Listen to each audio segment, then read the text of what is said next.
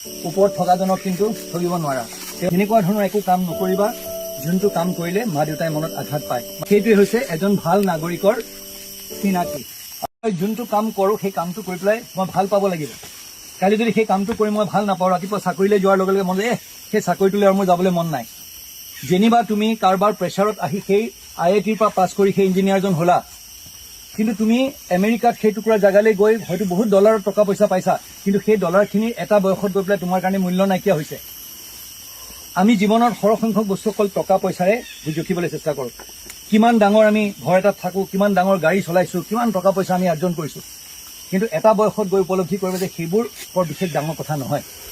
যদি তোমাৰ ডাঙৰ ঘৰ এখন আছে, ডাঙৰ গাড়ী এখন আছে, বহুত টকা পইচা আছে, কাষতে থকা মানুহজনে অত্যন্ত দুখ পাই আছে, তেওঁ দৰিদ্ৰতাত তেওঁ ভুগিবলগীয়া হৈছে, তেওঁৰ ল'ৰাটোক বা ছোৱালীজনীক স্কুলত পঢ়াব পৰা নাই, আৰু তেতিয়া যদি তোমাৰ সহায়ৰ হাত তুমি অকণমান আগবঢ়াবলৈ চেষ্টা নকৰা, তোমাৰ মনত যদি তেওঁলোকৰ বাবে তুমি কান্দি নুঠা, তেতিয়াহ'লে কিন্তু এই ডাঙৰ ঘৰ, এই ডাঙৰ গাড়ীৰ ইমান টকা পইচাৰ কোনো লাভ নাই। বুজিছানে নাই? টকা লাগিব, পইচা লাগিব, চহৰত লাগিব, লাইফত আগবাঢ়ি যাব লাগিব, হয়, কিন্তু সেইবোৰেই চব নহয়।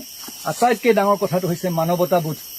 সেই মানৱতাবোধ সদায় জীয়াই ৰাখিবা, পৃথিৱীখন সুন্দৰ কৰি ৰাখিবা, আৰু নিজৰ জীৱনটো এনেধৰণে পৰিচালনা কৰিবা যাতে কাইলৈ তোমাৰ কিবা কামৰ কাৰণে বেলেগ এজনৰ মুখৰ পৰা নোলায়, মানে কাৰো অন্যায় নকৰিবা। সেইকেইটা কথা যদি মনত ৰাখা, ওপৰত থকাজনে, ঈশ্বৰক তুমি স্তুতি কৰা, আল্লাহ কৰা, যীশু খ্ৰীষ্টক কৰা, যাকে নকৰা, তেওঁ তোমাৰ প্ৰতি মেহেৰবান হ'ব, তোমাক আশীৰ্বাদ দিব। আৰু তুমি জীৱনত তেওঁৰ যদি আশীৰ্বাদ থাকে, অন্যায় যদি তুমি কৰা নাই কাৰো, তেতিয়াহ'লে কিন্তু তেওঁৰ যদি আশীৰ্বাদ থাকে, তুমি জীৱনত সদায় উন্নতি কৰিবা। আৰু তেওঁৰ যদি ঠগিছোঁ বুলি এজন মানুহক হয়তো তুমি ঠগিব পাৰা, ওপৰত থকাজনক কিন্তু ঠগিব নোৱাৰা। তেওঁক কোনোবা এদিন নহয় কোনোবা এদিন লগ পাবই লাগিব, আৰু এই জীৱনতে আমি তেওঁক লগ পাই যাম। সেইকাৰণে ওপৰত থকাজনক কেতিয়াও নঠগিবা।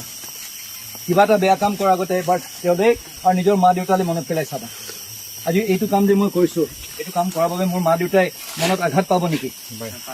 হয় নহয়? তো তেনেকুৱা ধৰণৰ একো কাম নকৰিবা যোনটো কাম কৰিলে মা দেউতাই মনত আঘাত পায় বা ওপৰত থকাজনৰ আগত তোমাৰ চকুটো তললৈ হৈ যায়।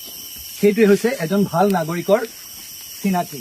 আৰু মোৰ দৃঢ় বিশ্বাস যে তোমালোকে নেচাৰ কেম্পটো আজি এটেণ্ড কৰাৰ পিছত তোমালোকে সুনাগৰিকটো আছিলাই, আৰু বহুখিনি কথা শিকি এজন সুনাগৰিক হ'বলৈ তোমালোকক সহায় কৰিব। All the best.